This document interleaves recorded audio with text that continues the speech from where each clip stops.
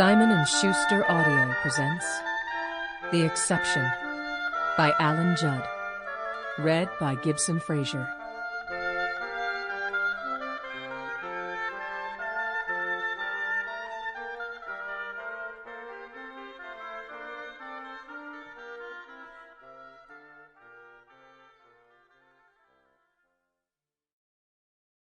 Chapter 1. The Kaiser was chopping logs. In the summer air his strokes echoed through the trees, across the park and gardens, and into Huis Doorn itself, where those of the household would be listening. So long as they could hear him, they would know that all was well with their Kaiser that morning.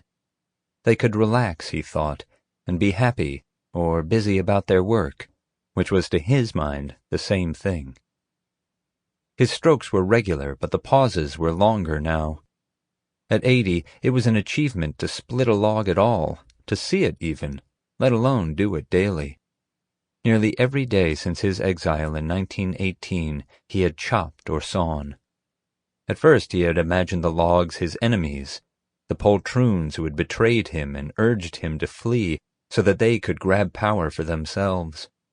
Gradually, he had ceased to care about that bunch of pigs, but had continued felling because it made him feel better, restoring his sense of achievement.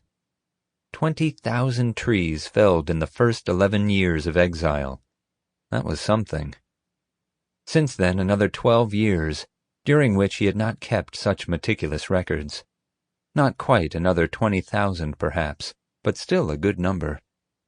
His best was 2,590 in 1 week, Christmas week, after he had moved here to Doorn after Amerongen, the other Dutch place.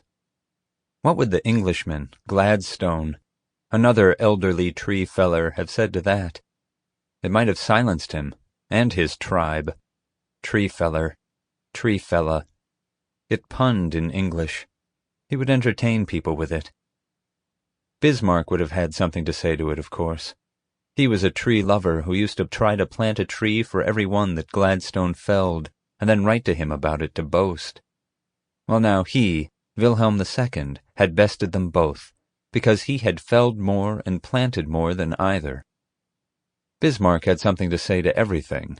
That was his trouble. That was why it was right to get rid of him all those years ago, to drop the pilot, as someone put it. It was right then, anyway. Perhaps he might not have made the same decision now. Sample complete. Ready to continue?